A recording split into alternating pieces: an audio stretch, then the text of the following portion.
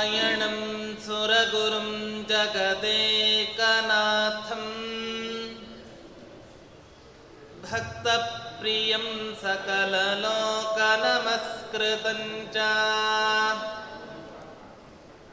ತ್ರೈಗುಣ್ಯವರ್ಜಿತಮಜಂ ವಿಭುಮಾದ್ಯಮೀಶಂ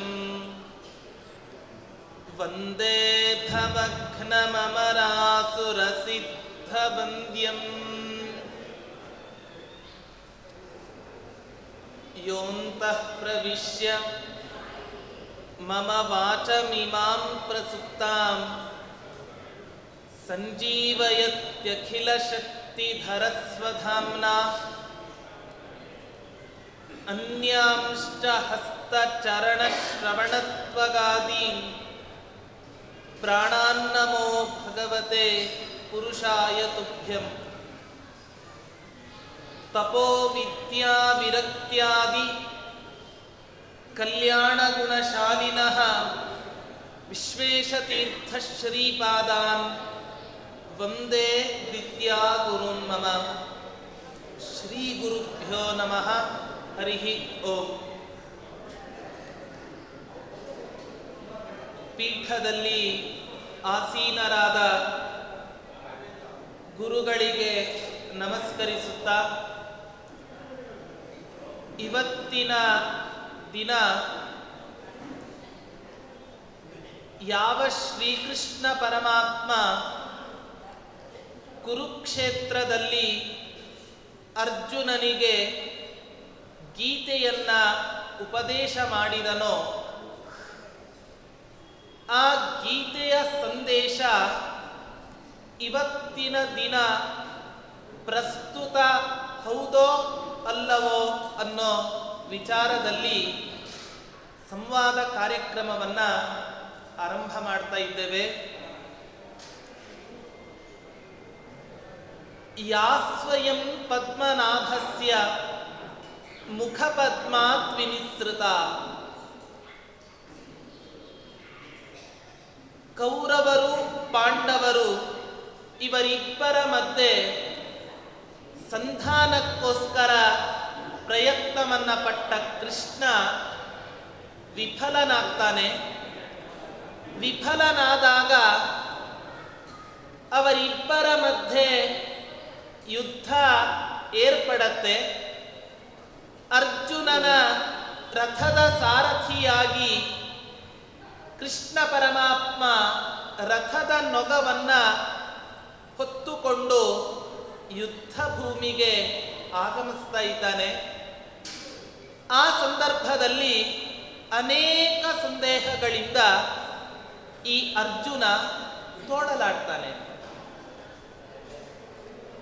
ಅಂಥ ಒಂದು ಸಂದಿಗ್ಧ ಪರಿಸ್ಥಿತಿಯಲ್ಲಿ ಶ್ರೀಕೃಷ್ಣ ಪರಮಾತ್ಮ ಅರ್ಜುನನನ್ನ ನಿಮಿತ್ತೀಕರಿಸಿಕೊಂಡು ಇಡೀ ಪ್ರಪಂಚಕ್ಕೆ ಉಪದೇಶ ಮಾಡಿದ ಅತ್ಯದ್ಭುತ ಗ್ರಂಥವೇ ಅದು ಶ್ರೀಮದ್ ಭಗವದ್ಗೀತಾ ಅನ್ನೋ ಗ್ರಂಥ.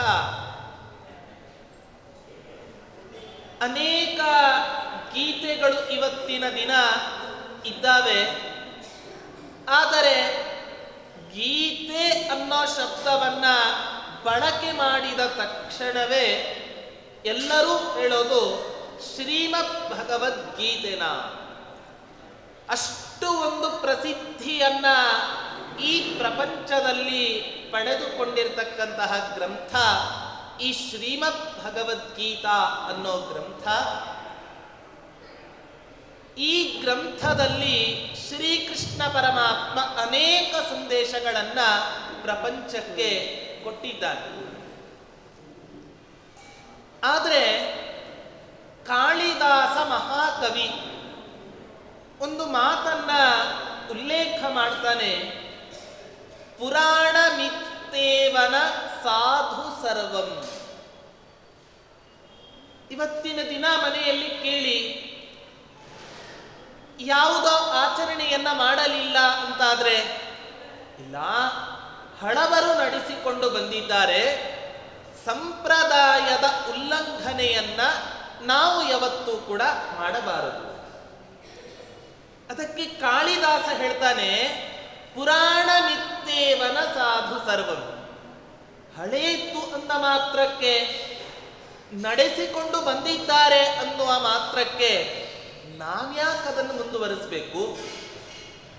ಹಾಗಾಗಿ ಏನೋ ಯುದ್ಧ ಮಾಡತಕ್ಕಂಥ ಸಂದರ್ಭದಲ್ಲಿ ಅರ್ಜುನನಿಗೆ ಅನೇಕ ಸಂದೇಹಗಳು ಬಂದಿದ್ದಾವೆ. ಅವನ ಸಂದೇಹವನ್ನ ಪರಿಹಾರ ಮಾಡಲಿಕ್ಕೆ ಉದ್ಯುಕ್ತವಾದ ಈ ಭಗವದ್ಗೀತಾ ಗ್ರಂಥ ಉಪದೇಶ ಮಾಡಿದ್ಯಾವಾಗ? ದ್ವಾಪರ ಯುಗದಲ್ಲಿ. ನಾವೆಲ್ಲ ಯಾವಾಗ ಅನುಷ್ಠಾನ ಮಾಡಬೇಕು ಅಂತ ಹೇಳ್ತಾ ಇದೆ? ಕಲಿಯುಗದಲ್ಲಿ. ಒಂದೊಂದು ಯುಗದಲ್ಲಿ ಒಂದೊಂದು ಧರ್ಮಗಳು ಅನುಷ್ಠಾನದಲ್ಲಿ ಇರ್ತಾವೆ. ಹಿಂದೆಯೆಲ್ಲ ಬ್ರಾಹ್ಮಣರು ಮಾಂಸ ಭಕ್ಷಣೆಗಳನ್ನು ಮಾಡ್ತಾ ಇದ್ರು. ಕಲಿಯುಗದಲ್ಲಿ ಭಕ್ಷಣ ಮಾಡ್ತಾರ? ಇಲ್ಲ.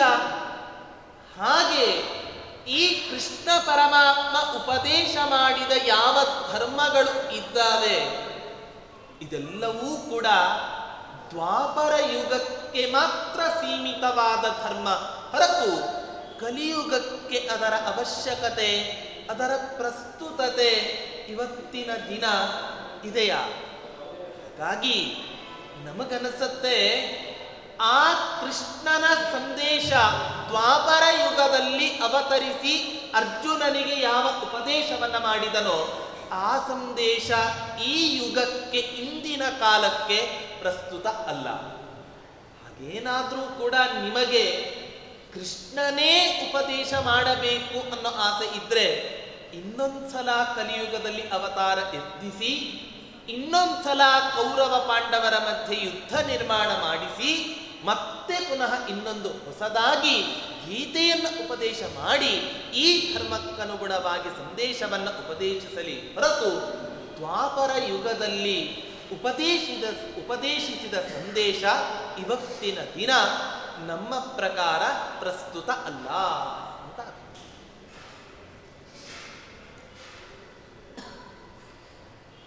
ನಾರಾಯಣಂ ಸುರಗುರುಂ ಜಗದೇಕನಾಥಂ ಭಕ್ತಪ್ರಿಯಂ ಸಕಲಲೋಕ ನಮಸ್ಕೃತಂ ಚ ತ್ರೈಗುಣ್ಯವರ್ಜಿತಮಜಂ ವ್ಯೂಮಾದ್ಯಮೀಶಂ ವಂದೇ ಭವಘ್ನಮರಾಸುರಸಿದ್ಧವಂದ್ಯಂ ಅರ್ಥಿಕಲ್ಪಿತಕಲ್ಪೋಯಂ ಪ್ರತ್ಯರ್ಥಿಗಜಕೇಸರಿ ವ್ಯಾಸತೀರ್ಥಗುರುರ್ಭೂಯಾದಸ್ಮದಿಷ್ಟಾರ್ಥಸಿದ್ಧಯೇ ತಪೋ ವಿದ್ಯಾವಿರಕ್ತ್ಯಾದಿ ಸದ್ಗುಣೋಪಾಕರಾನಃ ವಾದಿರಾಜಗುರುನ್ ವಂದೇ ಹಯಗ್ರೀವದಯಾಶ್ರಯ ಮೂಕೋಪಿ ಯತ್ಪ್ರಸಾದೇನ ಮುಕುಂದಶಯನಾಯತೆ ರಾಜರಾಜಾಯತೆ ರಿಕ್ತೋ ರಾಘವೇಂದ್ರಂ ತಮಾಶ್ರಯೇ. ಗೀತೆ 12ನೇ ದ್ವಾಪರ ಯುಗದಲ್ಲಿ ಕೃಷ್ಣ ಇದನ್ನ ಅರ್ಜುನನಿಗೆ ಯುದ್ಧ ರಂಗದಲ್ಲಿ ಇದರ ಉಪದೇಶವನ್ನು ಕೊಟ್ಟಿದೆ.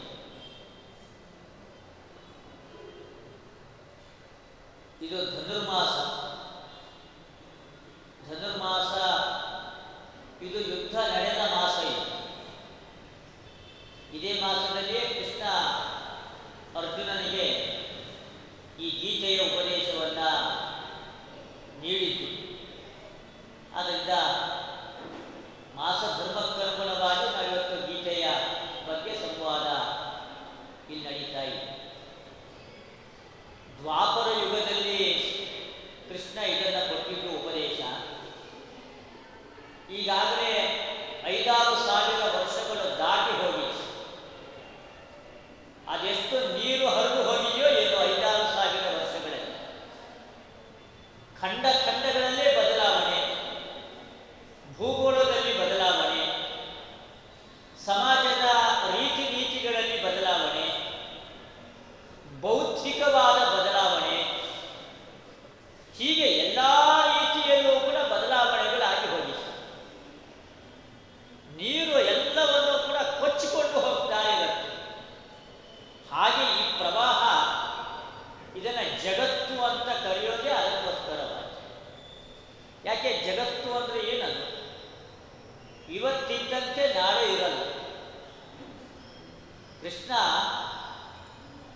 15ನೇ ಅಧ್ಯಾಯದಲ್ಲಿ ಈ ಜಗತ್ತಿನ ಬಗ್ಗೆ ತಾನು ಹೇಳಬೇಕಾದ್ರೆ ಅಶ್ವತ್ಥ ವೃಕ್ಷ ಅಂತ ಹೇಳ್ತಾನೆ ಈ ಜಗತ್ತನ್ನು. ಅಶ್ವತ್ಥ ವೃಕ್ಷದ ದೃಷ್ಟಾಂತವನ್ನು ಜಗತ್ತಿಗೆ ನೀಡಿತು. ಅದ್ಯಾಕೆ? ಅದು ವೃಕ್ಷವು ನಮಗೆ ಸಂಗತ ಆಗಬೇಕು, ದೃಷ್ಟಾಂತ ದಾಷ್ಟಾಂತಿಕಗಳಿಗೆ. ಮತ್ತೆ ಆ ಶಬ್ದವೂ ಕೂಡ ಸಂಗತವಾಗಿರಬೇಕು, ಎಲ್ಲ ರೀತಿಯಲ್ಲೂ ಕೂಡ ಆನುಗುಣ್ಯ ಒದಗಿ ಬರಬೇಕು. ಅದಕ್ಕೆ ಅಶ್ವತ್ಥ ಮೂಲಂ ಎಂಬುದಾಗಿ ಅಶ್ವತ್ಥ ವೃಕ್ಷ, ಅದನ್ನು ಈ ಜಗತ್ತನ್ನು ಅಶ್ವತ್ಥ ವೃಕ್ಷಕ್ಕೆ ತಾನು ಹೋಲಿಸ್ತಾನೆ. ಏನದು ಅಶ್ವತ್ಥ ಅಂದರೆ ಏನದು? ಸ್ವಹ ನತಿಷ್ಠತಿ, ಇವತ್ತಿದ್ದಂತೆ ನಾಳೆ ಇರೋದಿಲ್ಲಂತೆ. ಒಂದು ಅಶ್ವವತ್ತಿಷ್ಠತಿ, ಕುದುರೆಯಂತೆ ಚಂಚಲ ಈ ಜಗತ್ತು ಎಂಬುದಾಗಿ. ಕುದುರೆ, ಅದಕ್ಕೆ ತುರಗ ಅಂತಲೇ ಕುದುರೆಗೆ ಹೆಸರು ಸಂಸ್ಕೃತದಲ್ಲಿ. ತುರಗ ಅಂತ ತ್ವರೆಯ ಗಚ್ಚತಿ, ಯಾವಾಗಲೂ ಓಡಿ ಓಡಿ ಚಲಿಸ್ತಾ ಇರುತ್ತೆ, ಓಡ್ತಾ ಇರುತ್ತೆ. ಆದ್ರಿಂದಲೇ ತುರಗ ಅಂತ ಕರೀತಾರೆ. ಅಶ್ವವತ್ತಿಷ್ಠತಿ ಜಗತ್ತು, ಇದು ಓಡ್ತಾ ಇರುತ್ತೆ, ಇವತ್ತಿದ್ದಂತೆ ನಾಳೆ ಇರೋದಿಲ್ಲ. ಬದಲಾವಣೆ, ಪ್ರತಿಯೊಂದರಲ್ಲೂ ಕೂಡ ಬದಲಾವಣೆ. ನಾವು ಹೇಳ್ತೀವಿ ನಮ್ಮ ಕಾಲದಲ್ಲಿ ಹೀಗಿತ್ತು, ಇವತ್ತಿನ ಕಾಲದ ಮಕ್ಕಳುಗಳೆಲ್ಲ ಇಷ್ಟು, ಇವರೆಲ್ಲ ಬದಲಾವಣೆ ಆಗಬೇಕು ಎಂಬುದಾಗಿ ಜನರೇಷನ್ ಗ್ಯಾಪ್ ಅಂತ ಕರೀತಾರೆ. ಹಾಗೆ ಸಮಾಜದಲ್ಲಿ ಬಹಳಷ್ಟು ಬದಲಾವಣೆಗಳಾಗಿದೆ. ಇಷ್ಟು ಬದಲಾವಣೆಗಳಾಗಿರುವಾಗ ಕೃಷ್ಣನ ಅವತ್ತಿನ ಸಂದೇಶ ಇವತ್ತಿನ ಈ ತಂತ್ರಜ್ಞಾನದ ಯುಗ, ಇವತ್ತು ಕೈಯಲ್ಲಿ ಒಂದು ಚಿಕ್ಕ ಮೊಬೈಲ್ ಇಟ್ಕೊಂಡು ಇಡೀ ವಿಶ್ವವನ್ನೆಲ್ಲ ನಾವು ನೋಡ್ತೀವಿ. ಇಡೀ ಜಗತ್ತೆಲ್ಲ ನಮ್ಮ ಅಂಗೈನಲ್ಲಿದೆ ಎಂಬುದಾಗಿ. ಏನಾದರೂ ಕ್ಷಣಾರ್ಧದಲ್ಲಿ, ಜಗತ್ತಿನ ಯಾವ ಮೂಲೆಯಲ್ಲಿ ಏನಾದರೂ ಕೂಡ ಕ್ಷಣಾರ್ಧದಲ್ಲಿ ಆಗಲೇ ಮೆಸೇಜ್ ಬಂದಾಗಿರುತ್ತೆ. ಇಷ್ಟು ನಾವು ತಂತ್ರಜ್ಞಾನದಲ್ಲಿ ಮುಂದುವರೆದಿದ್ದೀವಿ. ಅದನ್ನು ಇವತ್ತಿನ ಈ ಕಾಲಕ್ಕೆ ಕೃಷ್ಣನ ಸಂದೇಶ ಅದು ಪ್ರಸ್ತುತವೇ? 5-6 ಸಾವಿರ ವರ್ಷ ಕಳೆದರೂ ಕೂಡ ನೀವ್ಯಾಕೆ ಇವತ್ತಿಗೂ ಕೂಡ ಗೀತೆ ಎಂಬುದಾಯಕ್ಕೆ ಗಂಟು ಬಿದ್ದಿದ್ದೀರಾ? ನಮ್ಮಲ್ಲಿ ಹೇಳೋದುಂಟಲ್ಲ, ಅಪ್ಪ ಹಾಕಿದ ಆಲದ ಮರಕ್ಕೆ ಜೋತು ಬೀಳಬೇಡ ಎಂಬುದಾಗಿ. ಹಾಗೆ ಹೇಳೋದುಂಟು.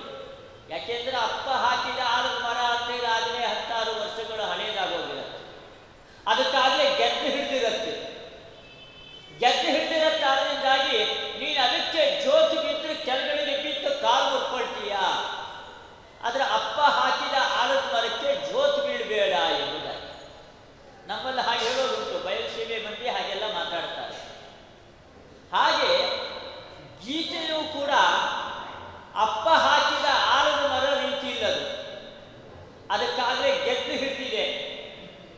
ಆದ್ದರಿಂದ ಅದನ್ಯಾಕೆ ಇವತ್ತಿಗೂ ಕೂಡ ಗೀತೆ ಎಂಬುದಾಗಿ ಹೇಳ್ತೀರಾ ಅಂತ ನಮ್ಮ ಗುತ್ತಲಾಚಾರ್ಯರು ಪ್ರಶ್ನೆಯನ್ನ ಮಾಡ್ತಾ ಇದ್ದಾರೆ. ಆದರೆ ಅಪ್ಪ ಹಾಕಿದ ಆಲದ ಮರಕ್ಕೆ ಜೋತು ಬಿದ್ದಿದೆಯೋ ಏನೋ ನನಗೆ ಗೊತ್ತಿಲ್ಲ, ಅದು ಅವರವರ ಮಕ್ಕಳುಗಳಿಗೆ ಗೊತ್ತಿರತ್ತಷ್ಟೇನೆ. ಆದರೆ ಕೃಷ್ಣ ನೆಟ್ಟಿರ್ತಕ್ಕಂತಹ ಈ ಆಲದ ಮರಕ್ಕೆ ಎಂದು ಗೆದ್ದಲು ಹಿಡಿಯೋದೇ ಇಲ್ಲ. ಅಂಥ ಆಲದ ಮರವನ್ನ ಕೃಷ್ಣ ಇಲ್ಲಿ ನೆಟ್ಟು ಹೋಗಿದ್ದಾನೆ. ಅದೇನದು? ಕೃಷ್ಣನ ಸಂದೇಶ ಅದು ಇವತ್ತಿಗೆ ಪ್ರಸ್ತುತವೇ ಅಂತ ಅನ್ನೋ ಪ್ರಶ್ನೆ ಅಲ್ಲ, ಆ ಸಂದೇಶ ಯಾವುದು ಎಂಬುದಾಗಿ. ಅವರು ಹೇಳಿದರು, ಕೃಷ್ಣ ಹಲವಾರು ಸಂದೇಶಗಳನ್ನು ಕೊಟ್ಟಿದ್ದಾರೆ ಎಂಬುದಾಗಿ. ಕೃಷ್ಣ ಕೊಟ್ಟಿರ್ತಕ್ಕಂತಹ ಸಂದೇಶ ಅದು ತುಂಬ ಮಾರ್ಮಿಕವಾದ ಸಂದೇಶ. ಅದಕ್ಕೆ ಗೀತೆನ ತುಂಬ ಕಷ್ಟ ಅರ್ಥ ಮಾಡಿಕೊಳ್ಳೋದು. ಗೀತೆ ಅಂತ ಅನ್ನೋದು ಒಬ್ಬೊಬ್ಬರಿಗೆ ಒಂದೊಂದು ವಿಧವಾಗಿ ಕಾಣಿಸಿಕೊಳ್ಳುತ್ತೆ.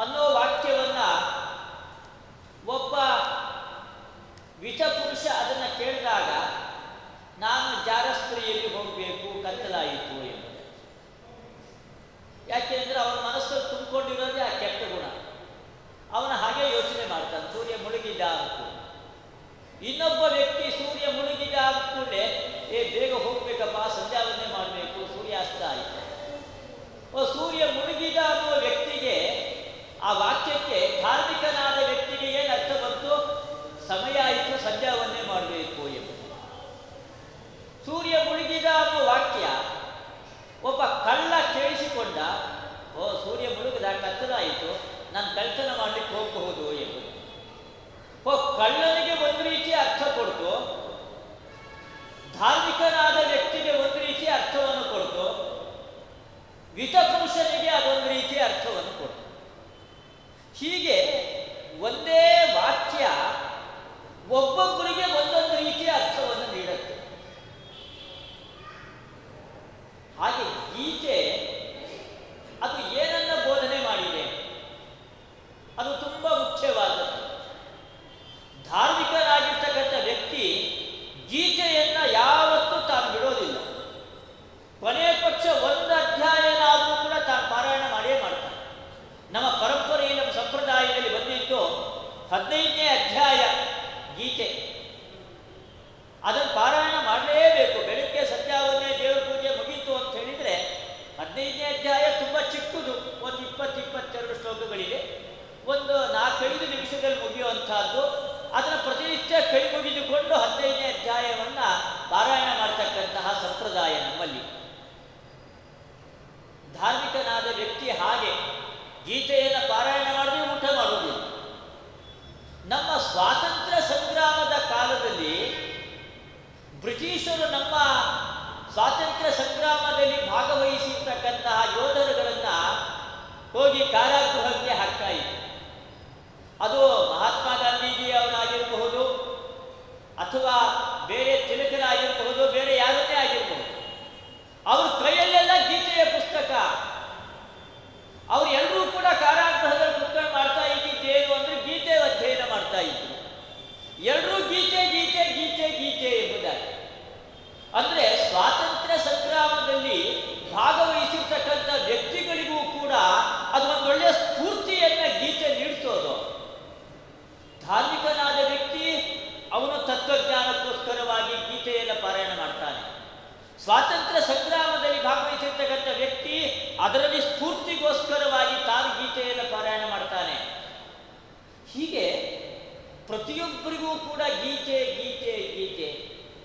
ಹಾಗಾದ್ರೆ ಗೀತೆ ಅದೇನು ನೀಡ್ತಾ ಇದೆ? ಅದರ ಸಂದೇಶ ಏನು? ಕೃಷ್ಣನ 18 ಅಧ್ಯಾಯ 700 ಶ್ಲೋಕಗಳಿರ್ತಕ್ಕಂತಹ ಗೀತೆಯಲ್ಲಿ ಹಲವಾರು ಶ್ಲೋಕಗಳು ತುಂಬ ರೋಮಾಂಚನವನ್ನು ಉಂಟು ಮಾಡ್ತಕ್ಕಂತಹ ವಿಚಾರಗಳನ್ನು ಪ್ರತಿಪಾದನೆ ಮಾಡ್ತಾ ಇದೆ. ಸ್ವಕರ್ಮಣ ತಮಭ್ಯರ್ಥ್ಯ ಸಿದ್ಧಿಂ ವಿಂದತಿ ಮಾನವ. ಇದು ಕೃಷ್ಣ ಗೀತೆಯಲ್ಲಿ ಪ್ರಧಾನವಾಗಿ ಹೇಳ್ತಕ್ಕಂಥದ್ದು. ನೀನು ಜೀವನದಲ್ಲಿ ಪ್ರಾಮಾಣಿಕತೆಯನ್ನು ರೂಢಿಸಿಕೋ. ಕೃಷ್ಣ ಹೇಳೋದೇ ಇದೆ. ಸ್ವಕರ್ಮಣ ತಮ್ಮ ಅಭ್ಯರ್ಥ್ಯ, ನಿನಗೆ ಜೀವನದಲ್ಲಿ ಯಶಸ್ಸು, ಗೆಲುವು, ನಿನಗೇನು ಸಂಪತ್ತು ಬೇಕು, ಆ ಯಶಸ್ಸು ಗೆಲುವು ಏನೇ ಬೇಕಾಗಿರಲಿ, ನಿನ್ನ ಜೀವನದಲ್ಲಿ ಪ್ರಾಮಾಣಿಕತೆಯನ್ನು ರೂಢಿಸಿಕೋ. ನಿನ್ನ ಪಾಲಿನ ಕರ್ತವ್ಯ, ಆ ಕರ್ತವ್ಯವನ್ನು ಪ್ರಾಮಾಣಿಕವಾಗಿ ಮಾಡು. ಅದರಲ್ಲಿ ಯಾವುದೇ ವಂಚನೆ ಬೇಡ. ಮನಸ್ಸಿನ ಒಳಗಡೆ ಒಂದು, ಹೊರಗಡೆ ಇನ್ನೊಂದು, ಹಾಗೆ ಯಾವುದೇ ಒಂದು ದುಷ್ಟ ಚಿಂತನೆ ಇಲ್ಲದೇನೆ ಪರಿಶುದ್ಧವಾದ ಮನಸ್ಸಿನಿಂದ ನೀನು ನಿನ್ನ ಪಾಲಿನ ಕರ್ಮವನ್ನು ನೀನು ಮಾಡು. ಸಿದ್ಧಿಂ ವಿಂದತಿ ಮಾನವ. ಯಾವಾಗ ನಿನ್ನ ಜೀವನದಲ್ಲಿ ಪ್ರಾಮಾಣಿಕತೆಯನ್ನು ರೂಢಿಸ್ಕೊಳ್ತೀಯ, ಯಾವಾಗ ನಿನ್ನ ಕರ್ತವ್ಯವನ್ನು ಚಾಚು ತಪ್ಪದೇ ನೀನು ಮಾಡ್ತೀಯ, ಆ ಕರ್ತವ್ಯ ಪಾಲನೆ ಮತ್ತೆ ಅದರ ಹಿಂಗಡೆ ಇರ್ತಕ್ಕಂತಹ ಪ್ರಾಮಾಣಿಕತೆ, ಅವೆರಡಕ್ಕೆ ಪರಮಾತ್ಮ ಒಲಿದು ಬರ್ತಾನೆ, ನಿನಗೆ ಯಶಸ್ಸನ್ನು ನೀಡ್ತಾನೆ. ಇದು ಗೀತೆಯ ಸಂದೇಶ. ಇಡೀ ಗೀತೆಯಲ್ಲಿ ಕೃಷ್ಣ ಇದನ್ನೇ ಹೇಳು. ಪ್ರಾಮಾಣಿಕತೆ, ತನ್ನ ಪಾಲಿನ ಕರ್ತವ್ಯವನ್ನು ತಾನು ನಿರ್ವಹಣೆ ಮಾಡೋದು, ಇದೇ ಗೀತೆಯ ಸಂದೇಶ. ಒಬ್ಬ ಯೋಗಿ ಹತ್ರ ಹೋದ್ನಂತೆ. ಅಲ್ಲ, ಎಲ್ಲರೂ ಗೀತೆ ಗೀತೆ ಗೀತೆ ಗೀತೆ ಅಂತ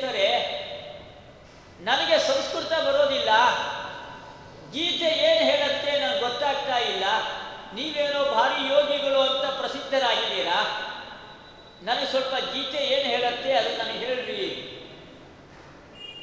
ಅದು 700 ಶ್ಲೋಕ ಇದೆ, ನನಗೆ ಸಂಸ್ಕೃತ ಬರೋದಿಲ್ಲ, ನನಗೆ ಅರ್ಥ ಆಗೋದಿಲ್ಲ, ಅಷ್ಟೊಂದು ಓದುವಷ್ಟು ನನಗೆ ಮಾನಸಿಕವಾದ ವ್ಯವಧಾನ ಅದು ನನಗಿಲ್ಲ, ಆ ಅವಧಾನ ನನಗಿಲ್ಲ ಮಾನಸಿಕವಾಗಿ, ಅದಕ್ಕೆ ನೀವು ಹೇಳ್ರಿ ಅಂತ ಯೋಗಿಯ ಹತ್ರ ಹೋಗಿ ಅವನು ಕೇಳಿದ್ನಂತೆ. ಅವನು ಹೇಳಿದ್ನಂತೆ ಆ ಯೋಗಿ, ಸಂಸ್ಕೃತ ಬರಬೇಕಾಗಿಲ್ಲ, ನೀನು ಗೀತೆ ಅಂತ ಹೇಳಿದೆಯಲ್ಲ ಆ ಶಬ್ದವನ್ನು ಒಂದು 10 ಬಾರಿ ಹೇಳು, ಅವಾಗ ನಿನಗೇನು ಕೇಳಿಸುತ್ತೆ ನೋಡು, ಅದೇ ಗೀತೆಯ ಸಂದೇಶ ಅಂತ ಹೇಳಿದ. ಅದೇನದು? ಗೀತೆ ಗೀತಾ ಗೀತಾ ಗೀತಾ ಗೀತಾ ಗೀತಾ ಅಂತ 10 ಬಾರಿ ಹೇಳಿದ್ನಂತೆ. ಅವನಿಗೆ ಅನೇಕ ಗೊತ್ತಾಗಿತ್ತು ತ್ಯಾಗ ಎಂಬುದು. ಓ, ಗೀತೆ ಅಂದರೆ ತ್ಯಾಗ ಎಂಬುದು. ಗೀತೆಯ ಸಂದೇಶ ಏನು ಅಂತೇಳಿ ನಿಸ್ವಾರ್ಥತೆ, ಇದೇ ಗೀತೆಯ ಸಂದೇಶ. ಭುಂಜತೆ ತ್ವಘಂ ಪಾಪಾಹ ಯೇ ಪಚಂತಿ ಆತ್ಮಕಾರಣ. ನೀವೇನು ಬೆಳಗ್ಗಿನಿಂದ ಸಾಯಂಕಾಲದವರೆಗೆ ಏನೇನು ಕೆಲಸಗಳನ್ನು ಮಾಡ್ತೀರಾ, ಇದನ್ನ ಕೇವಲ ಹೆಂಡತಿ ಮಕ್ಕಳು ಎಂಬುದಾಗಿ ಒಂದು ಚೌಕಟ್ಟನ್ನು ಹಾಕ್ಕೊಳ್ಬೇಡ್ರಿ. ತುಂಬ ಉದಾರವಾದ ಮನಸ್ಸಿನಿಂದ ನಿಮ್ಮ ಕಾರ್ಯವನ್ನ ನೀವು ಪ್ರಾಮಾಣಿಕವಾಗಿ ಮಾಡ್ರಿ. ನಿಮ್ಮ ಪಾಲಿನ ಕರ್ತವ್ಯ ಅದನ್ನು ನೀವು ಪ್ರಾಮಾಣಿಕವಾಗಿ ನೀವು ಮಾಡ್ರಿ. ಆದರೆ ಏ ಪಚಂತಿ ಆತ್ಮಕಾರಣ, ಕೇವಲ ಸ್ವಾರ್ಥದ ದೃಷ್ಟಿಯಿಂದ ಯಾರು ಮಾಡ್ತಾರೆ ಅವನು ಮಹಾಪಾಪಿಷ್ಠ. ಅವನಿಗಿಂತ ಪಾಪಿಷ್ಠ ಮತ್ತೊಬ್ಬ ಇಲ್ಲ ಅಂತ ಕೃಷ್ಣ ಬೈತಾನೆ. ಅದರಿಂದ ನಾವು ಮಾಡಬೇಕಾಗಿರ್ತಕ್ಕಂಥದ್ದು ಒಂದು ವಿಶಾಲವಾದ ದೃಷ್ಟಿಯಿಂದ ನಾವು ನಮ್ಮ ಕರ್ತವ್ಯವನ್ನು ನಾವು ಮಾಡೋದು, ಉದಾರವಾದ ದೃಷ್ಟಿಯಿಂದ ನಮ್ಮ ಕರ್ತವ್ಯವನ್ನು ಮಾಡೋದು. ಅದಕ್ಕೆ ಬೇಕಾಗಿರ್ತಕ್ಕಂಥದ್ದು ಮಾನಸಿಕ ವೈಶಾಲ್ಯ, ಉದಾರವಾದ ಹೃದಯ. ಆ ಹೃದಯ ವಿಶಾಲವಾಗಿದ್ದರೆ ಆವಾಗ ನಮ್ಮ ಕೆಲಸ ಕಾರ್ಯಗಳು ಕೂಡ ವಿಶಾಲವಾಗಿ ಬೆಳೀತಾ ಹೋಗುತ್ತೆ. ವಿಶಾಲವಾದ ದೃಷ್ಟಿಕೋನ ಎಂಬುದು ಬರುತ್ತೆ. ಈ ಔದಾರ್ಯ ವೈಶಾಲ್ಯ ಅದನ್ನು ಸಂಪಾದನೆ ಮಾಡಬೇಕು. ಆ ಉದಾರವಾದ ದೃಷ್ಟಿಕೋನದಿಂದ ಪ್ರಾಮಾಣಿಕತೆಯಿಂದ ನಮ್ಮ ಪಾಲಿನ ಕರ್ತವ್ಯವನ್ನು ನಾವು ಮಾಡಬೇಕು. ಇದು ಕೃಷ್ಣ ಗೀತೆಯಲ್ಲಿ ಹೇಳ್ತಕ್ಕಂಥ ಇದೊಂದು ಪ್ರಧಾನವಾದ ಸಂದೇಶ. ಈ ಸಂದೇಶ ಅನ್ನೋದೇನಿದೆ, ಕೃಷ್ಣ ನೀಡ್ತಕ್ಕಂತಹ ಸಂದೇಶ ಅದು ಎಲ್ಲ ಕಾಲಕ್ಕೂ ಎಲ್ಲ ದೇಶಕ್ಕೂ ಸಂಬಂಧಪಟ್ಟಿದ್ದು. ಅದು ಕೇವಲ ಮಾಧ್ವರಗಳಿಗೆ ಮಾತ್ರ ಅಥವಾ ಇನ್ಯಾವುದೋ ಭಾರತೀಯರಿಗೆ ಮಾತ್ರ ಅದು ವೈಶ್ಯರಿಗಿಲ್ಲ.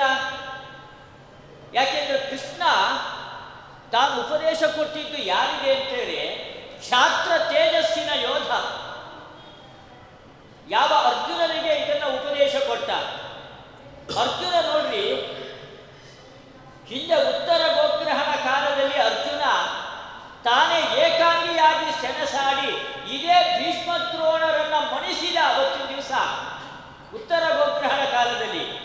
ಆದರೆ ಇವತ್ತು ಮಹಾಭಾರತದ ಮಹಾಯುದ್ಧದಲ್ಲಿ ಮಾತ್ರ ಗಾಂಡೀವಂ ಸಂಸತೆ ಹಸ್ತ ತ್ವಚ್ಚೈವ ಪರಿರಕ್ಷತೆ ನಚ ಶಕ್ನೋಮ್ಯವಸ್ಥಾತು ಭ್ರಮತೀವ ಚ ಮೇ ಮನಃ. ಇವತ್ತು ಕ್ಲೈಪ್ಯನಾಗಿ ಅರ್ಜುನ, ನನ್ನ ಕೈಯಲ್ಲೆಲ್ಲ ಬೆವರು ಬರ್ತಾ ಇದೆ, ಜಾರಿ ಹೋಗ್ತಾ ಇದೆ, ಭ್ರಮತೀವ ಚ ಮೇ ಮನಃ, ನನಗೆ ಅತೀವ ಚಾಂಚಲ್ಯ, ಅವನೇ ಹೇಳ್ಕೊಂಡ್ಬಿಡ್ತಾನೆ. ನನಗೆ ಚಾಂಚಲ್ಯ ಜಾಸ್ತಿ ಅಂತ ಅವನೇ ಹೇಳ್ಕೊಳ್ತಾನೆ. ಮುಂದೆ ಹೇಳ್ತಾನೆ ಚಂಚಲಂ ಹಿ ಮನ ಕೃಷ್ಣ ಅಂತ ಹೇಳ್ತಾನೆ, ಚಾಂಚಲ್ಯ ಜಾಸ್ತಿ ಎಂಬುದಾಗಿ. ಹೀಗೆ ಅರ್ಜುನ ಅನೇಕ ಬಾರಿ ಯುದ್ಧಗಳಲ್ಲಿ ಏಕಾಂಗಿಯಾಗಿ ಸೆಣಸಾಡಿದವನು ಇವತ್ತು ಕ್ಷಾತ್ರ ತೇಜಸ್ಸನ್ನ ತಾನಿವತ್ತು ಮುಚ್ಚಿ ಹೋಗ್ಬಿಟ್ಟಿದೆ. ಇವತ್ತು ಯೋಧನಾಗಿ ಉಳಿದಿಲ್ಲ, ಯುದ್ಧ ಮಾಡೋದಿಲ್ಲ ಅಂತ ಹೇಳ್ತಾ ಇದ್ದ. ಕ್ಷತ್ರಿಯನಾದವನು, ಆದರೆ ಕ್ಷತ್ರಿಯನಿಗೆ ಕೃಷ್ಣ ಉಪದೇಶ ಕೊಟ್ಟಿದ್ದು, ಆದರೆ ಇದು ಬ್ರಾಹ್ಮಣನಿಗೆ ಸಂಬಂಧಪಟ್ಟಿಲ್ಲ ಅಂತ ಯಾರು ಹೇಳೋದಿಲ್ಲ. ಇವತ್ತು ನಮ್ಮ ತತ್ವಜ್ಞಾನ, ನಮ್ಮ ಶಾಸ್ತ್ರ, ನಮ್ಮ ಸಾಹಿತ್ಯ ಅದು ಉಳಿದಿದ್ದೇ ಬ್ರಾಹ್ಮಣರುಗಳಿಂದ. ಪಾಠ ಎಲ್ಲಿ ಮಾತು ಸಂಘ, ವ್ಯಾಸರ ಮಠ, ರಾಯರ ಮಠ ಎಲ್ಲಿ ನೋಡಿದ್ರು ಪ್ರವಚನ ಪ್ರವಚನ, ಪಾಠ ಪಾಠ. ಆದ್ರಿಂದಾಗಿ 5000 ವರ್ಷ ಕಳೆದರೂ ಕೂಡ ಇವತ್ತು ಮಹಾಭಾರತ ಉಳಿದಿದೆ. ರಾಮಾಯಣ ಉಳಿದಿದೆ, ನಮ್ಮ ಸಾಹಿತ್ಯ ಪ್ರಪಂಚ ಉಳಿದಿರೋದೇ ಬ್ರಾಹ್ಮಣರುಗಳಿಗೆ. ಆದರೂ ಉಪದೇಶ ಕೊಟ್ಟಿದ್ದು ಕ್ಷತ್ರಿಯನಿಗೆ, ಉಪದೇಶ ಕೊಟ್ಟವನು ಗೊಲ್ಲ. ಆದ್ರಿಂದ ಇದು ಕೇವಲ ಕ್ಷತ್ರಿಯರಿಗೆ ಮಾತ್ರ ಸಂಬಂಧಪಟ್ಟಿದ್ದು, ಬ್ರಾಹ್ಮಣನಿಗೆಲ್ಲ. ಅಥವಾ ಭಾರತೀಯರಿಗೆ ಮಾತ್ರ ಸಂಬಂಧಪಟ್ಟಿದ್ದು, ಬೇರೆ ಅಮೆರಿಕಾದಲ್ಲಿರೋ, ಇಂಗ್ಲೆಂಡಲ್ಲಿರೋ, ಇನ್ಯಾವುದೋ ಆಸ್ಟ್ರೇಲಿಯಾದಲ್ಲಿರೋರಿಗೆ ಸಂಬಂಧ ಇಲ್ಲ. ಹಾಗಿಲ್ಲ. ಇಡೀ ಮಾನವ ಕುಲಕೋಟಿಯನ್ನು ಕುರಿತು ಕೃಷ್ಣ ಈ ಸಂದೇಶವನ್ನ ಇಲ್ಲಿ ನೀಡ್ತಾ ಇರು. ಯಾಕೆಂದ್ರೆ ಪ್ರತಿಯೊಬ್ಬರಿಗೂ ಬೇಕಾಗಿರ್ತಕ್ಕಂಥದ್ದೇನು? ಪ್ರಾಮಾಣಿಕತೆ, ತನ್ನ ಪಾಲಿನ ಕರ್ತವ್ಯದ ನಿರ್ವಹಣೆ. ಇದು ಯಾರಿಗೆ ಬೇಡ? ಇನ್ನು 5,000 ವರ್ಷ ಅಲ್ಲ, ಇನ್ನು 5 ಲಕ್ಷ ವರ್ಷ ಕಳೆದರೂ ಕೂಡ ಮನುಷ್ಯನಿಗೆ ಬೇಕಾಗಿರ್ತಕ್ಕಂಥದ್ದು ಇದೇ. ಯಾವುದು ಅಂತ ಹೇಳಿ? ಪ್ರಾಮಾಣಿಕತೆ, ತನ್ನ ಪಾಲಿನ ಕರ್ತವ್ಯದ ನಿರ್ವಹಣೆ, ಪ್ರಾಮಾಣಿಕವಾಗಿ ತಾನು ಉದಾರವಾದ ಹೃದಯದಿಂದ ಅದನ್ನು ಮಾಡ್ತಕ್ಕಂಥ. ಆದ್ರಿಂದ ಇದು ಯಾವುದೋ ಒಂದು ಚಿಕ್ಕ ಗುಂಪಿಗೆ ಮಾತ್ರ ಸಂಬಂಧಪಟ್ಟಿರ್ತಕ್ಕಂಥದ್ದಲ್ಲ. ಇದು 5,000 ವರ್ಷ ಅಲ್ಲ, 5 ಲಕ್ಷ ವರ್ಷ ಕಳೆದರೂ ಕೂಡ ಇಂಥ ಸಂದೇಶ ಕೃಷ್ಣ ಏನು ಗೀತೆಯಲ್ಲಿ ಕೊಟ್ಟಿದ್ದಾನೆ ಅದು ಯಾವತ್ತೂ ಕೂಡ ಸಂಗತವಾದದ್ದೇ. ಅದು ಪ್ರತಿಯೊಬ್ಬ ಮನುಷ್ಯರಿಗೂ ಕೂಡ ಅದು ಬೇಕೇ ಬೇಕು. ಯಾವ್ದಾದ್ರೂ ಕೃಷ್ಣನ ಸಂದೇಶ ನನಗೆ ಬೇಡ ಅಂತ ಹೇಳಿದರೆ ಅವನ ಮನುಷ್ಯ ಅಲ್ಲ ಅಂತ ಹೇಳ್ಕೊಳ್ಬೋದು.